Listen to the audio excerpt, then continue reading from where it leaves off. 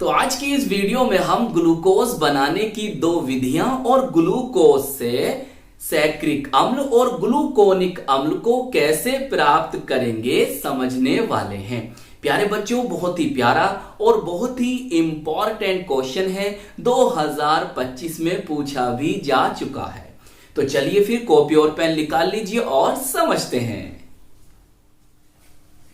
तो प्यारे बच्चों, आप इसे ब्लैक पेन से लिखेंगे ग्लूकोज बनाने की दो विधियां, और ये भी आप लिखेंगे ब्लैक पेन से कि हम पहले बना रहे हैं इसको किससे? सुक्रोज से। सुक्रोज कौन होता है? एक डाइसैक्राइड होता है।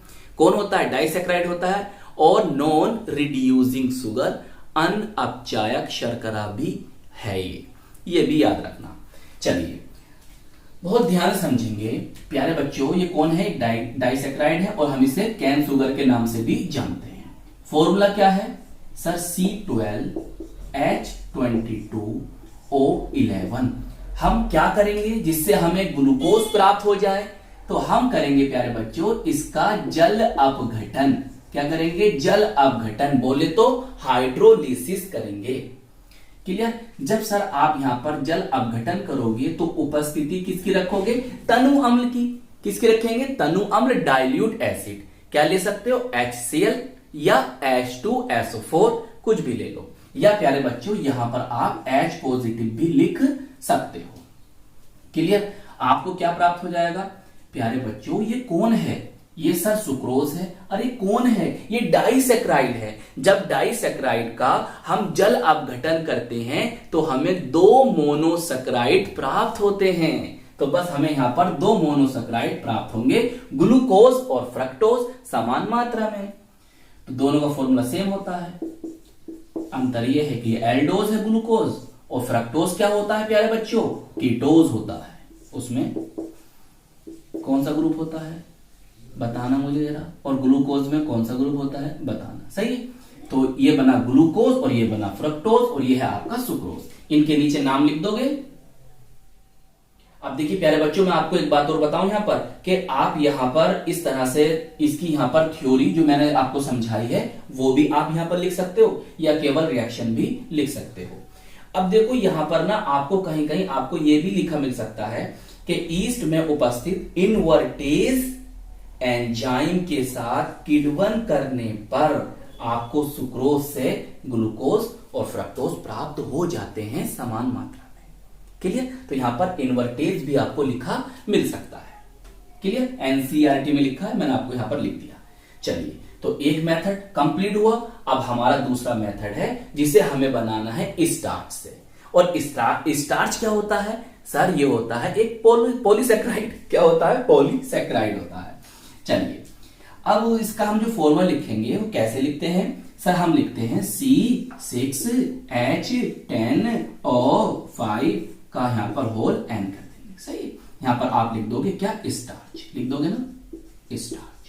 सही? अगर सेलुलोज से पूछता, किससे पूछता? सेलुलोज से, तो आप जब भी ऐसा लिखते। हमें करना क्या है? अरे वही करना है जो ऊपर करा है। ऊपर क्या करा था? जल अपघटन करा था, हाइड्रोलिसिस करा था।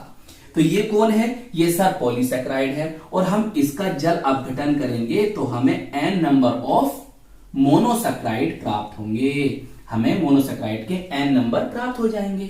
तो यहां पर n नंबर C6H12O6। सही है? यहां पर लिख दोगे आप क्या? ग्लूकोज। सही? इनके नीचे प्यारे बच्चों नाम जरूर लिखा करें आप। ये ब्लैक पेन से लिखोगे तो ये ब्लू पेन से लिखना, और इनके नीचे आप नाम ब्लैक पेन से लिख देना। यहां पर उपस्थिति भी तो रखोगे सर? जी सर बिल्कुल। यहां पर आपको उपस्थिति यहां पर प्रेजेंस रखनी होगी तनु अम्ल की, डाइल्यूट एसिड की, H2SO4 ले लो, या प्यारे बच्चों यहां पर आप H पॉजिटिव भी लिख सकते हो। अब एक बात और याद रखो, यहां पर आपको टेम्परेचर चाहिए 393 केल्विन, और यहां पर आपको प्रेशर, बोले तो दाब भी चाहिए। कितना? 2 से 3 ATM वायुमंडलीय दाब है। तो आपको सेलुलोज से पूछ सकता है, तो जब भी आप ऐसी रिएक्शन दोगे। अच्छा, तो आपके दोनों मेथड तो प्यारे बच्चों कंप्लीट हो गए। अब ब्लैक पेन उठाओ, लिखो ग्लूकोज के रासायनिक गुण। ग्लूकोज या ग्लूकोज जैसा भी आपको लिखा मिल सकता है। तो रासायनिक गुण ये ब्लैक पेन से आप हेडिंग डाल दो। डाल दी। चलिए अब हमें क्या करना है, ग्लूकोज से सैक्रिक अम्ल को प्राप्त करना है। ग्लूकोज से किसको प्राप्त करना है, सैक्रिक अम्ल को। देखो अगर आपको फॉर्मूले नहीं आते, आपको ग्लूकोज का फॉर्मूला नहीं पता है, आपको सैक्रिक अम्ल का फॉर्मूला नहीं पता है, तो प्यारे बच्चों रिएक्शन याद करना आपके लिए बहुत मुश्किल हो जाएगा। तो इसीलिए आप फॉर्मूले अच्छी तरह से, रासायनिक सूत्र, केमिकल फॉर्मूले अच्छी तरह से याद कर लो, तो रिएक्शन आपको याद होना, समझ में आना बहुत ज्यादा आसान हो जाएगी। देखो भाई ग्लूकोज ये एल्डोज है क्योंकि इसमें एल्डिहाइड समूह होता है, CHO ये एल्डिहाइड समूह है, CHOH का होल 4 और ये इसके अंदर प्राथमिक एल्कोहलिक समूह है। बताओ इतनी बात समझ में आ गई, मेरी बात समझो, इतनी बात समझ में आ गई। अच्छा अब हमें करना क्या है, हमें सैक्रिक अम्ल प्राप्त करना है। क्या करना है, सैक्रिक अम्ल प्राप्त करना है, उसे समझिए। देखो सैक्रिक अम्ल का फॉर्मूला क्या होता है, इसके स्थान पर आप देख रहे हो COOH कार्बोक्सिलिक समूह या कार्बोक्सी ग्रुप यहां पर आ गया। बीच वाला जो बच्चों ये है, ये एसिड रहेगा, एसिड सही है, और नीचे भी क्या हो जाएगा आपका COO। बहुत ध्यान समझना, बहुत प्यारी बात बताऊंगा आपको मैं यहां पर, बहुत ध्यान समझना मेरी बात। आप क्या देख रहे हो, सर ये हमारा ग्लूकोज है, सही है, लिख देना नाम, इसके नाम लिख दोगे ग्लूकोज। ये कौन है, हमारा सैक्रिक अम्ल है, इसके अदर नेम भी बताऊंगा आपको मैं, टेंशन मत लेना। यहां पर ग्लूकोज लिख दो, यहां पर सैक्रिक अम्ल लिख दो। क्लियर, आपको फॉर्मूला याद हुआ नहीं हुआ भाई, यहां पर क्या करना है, COOH कार्बोक्सिलिक ग्रुप आ जाएगा, कार्बोक्सी ग्रुप आ जाएगा जो बोलते हो आप। और ये जो आपको CH2H दिखाई दे रहा है, यहां पर आपको प्राथमिक एल्कोहलिक समूह दिखाई दे रहा है, तो प्यारे बच्चों ये भी आपका COOH ग्रुप में कन्वर्ट हो गया। आप क्या देख रहे हो, सर यहां पर हाइड्रोजन निकल रहे हैं और ऑक्सीजन जुड़ रहे हैं, तो जहां हाइड्रोजन निकल जाते हैं और ऑक्सीजन जुड़ जाते हैं वहां होता है ऑक्सीकरण। क्या होता है, ऑक्सीकरण। तो इसका मतलब सर यहां पर जो हुआ है वो ऑक्सीकरण हुआ है। ऑक्सीकरण बोले तो ऑक्सीडेशन हुआ है, तो मैं यहां लिख देता हूं ऑक्सीडेशन, सही है, इंग्लिश में लिख लो या हिंदी में लिख लो। तो ऑक्सीडेशन हो गया, ऑक्सीकरण हो गया। प्यारे बच्चों ऑक्सीडेशन, ऑक्सीकरण कराने के लिए आपको क्या चाहिए, सर ऑक्सीकारक पदार्थ चाहिए। क्या चाहिए, ऑक्सीकारक पदार्थ चाहिए, ऑक्सीडाइजिंग एजेंट चाहिए। तो अब आपको सर हमें कौन सा ऑक्सीडाइजिंग एजेंट चाहिए, दुर्बल बोले तो वीक या माइल्ड या प्रबल स्ट्रॉन्ग।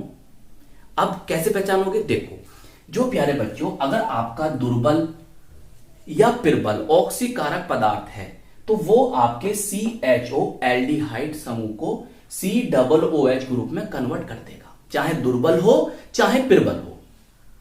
और अगर आपने प्रबल ऑक्सीकारक पदार्थ लिया, स्ट्रॉन्ग ऑक्सीडाइजिंग एजेंट लिया, तो वो एल्कोहलिक समूह को, OH समूह को COOH ग्रुप में कन्वर्ट कर देते हैं। कौन, प्रबल ऑक्सीकारक पदार्थ, स्ट्रॉन्ग ऑक्सीडाइजिंग एजेंट OH को COOH में कन्वर्ट कर देते हैं। तो इसका मतलब सर हमें यहां पर प्रबल ऑक्सीकारक पदार्थ लेना होगा। तो हम क्या लेंगे यहां पर, HNO3। क्या लेंगे प्यारे बच्चों, नाइट्रिक अम्ल, जो कि एक प्रबल ऑक्सीकारक पदार्थ है। बताओ बात समझ में आई। तो ग्लूकोज से आपने सैक्रिक अम्ल को प्राप्त कर लिया। प्यारे बच्चों ये बात भी याद रखो कि हम सैक्रिक अम्ल को ग्लूकैरिक अम्ल या ग्लूकोसैरिक अम्ल के नाम से भी जानते हैं। चलिए अब देखो आपकी एनसीईआरटी में एक बात और लिखी है, वो भी मैं आपको समझा देता हूं।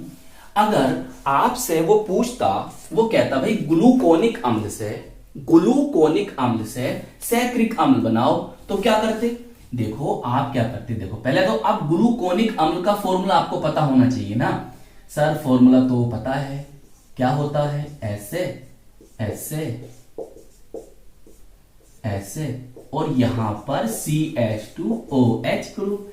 अब आप क्या देख रहे हो कि सर यहां तक तो बिल्कुल सेम रहा है, जी सेम है, बस ये चेंज हुआ है यहां पर। तो इसका मतलब ये होगा कि अगर हम ग्लूकोज की अभिक्रिया दुर्बल ऑक्सीकारक पदार्थ से करा दें, किससे करा दें? दुर्बल ऑक्सीकारक पदार्थ से करा देंगे, तो हमें ग्लूकोज से ग्लूकोनिक अम्ल प्राप्त हो जाएगा। बात समझ रहे हो? क्यों हो जाएगा सर? अरे भैया, ये ऑक्सीकृत नहीं हुआ, ये ऑक्सीडाइज्ड नहीं हुआ है। तो ये कब नहीं होगा? जब आप दुर्बल ऑक्सीकारक पदार्थ लोगे, समझ रहे हो? लेकिन आपको इससे ये बनाना है, तो क्या करना है? तो यहां पर प्यारे बच्चों प्रबल ऑक्सीकारक पदार्थ आपको लेना होगा। सही है? यहां पर आप करोगे ऑक्सीडेशन, मैंने सिंबल बना दिया सही है इसका ऑक्सीडेशन का, और यहां पर आप लोगे नाइट्रिक अम्ल HNO3। सही से लिख लेना कॉपी में अपनी, HNO3। चलिए अब देखो, हमें ग्लूकोज से ग्लूकोनिक अम्ल को प्राप्त करना है, तो सर कैसे प्राप्त करेंगे? अरे भैया, ये कौन है? ग्लूकोनिक अम्ल है। ये कौन है? ग्लूकोज है। ये कौन है? सैक्रिक अम्ल है। इनके नीचे नाम आपको खुद लिखने हैं, इतना काम तो कर लोगे ना। अब ग्लूकोज से हम सर ग्लूकोनिक अम्ल कैसे बनाएंगे? बहुत आसान है, अभी तो मैंने आपको समझाया है। बोलो क्यों समझा? अरे मतलब क्या बताया? अरे भैया, आप ये बताइए, ये कौन है? ये सर ग्लूकोनिक अम्ल है। इसमें आप क्या देख रहे हो?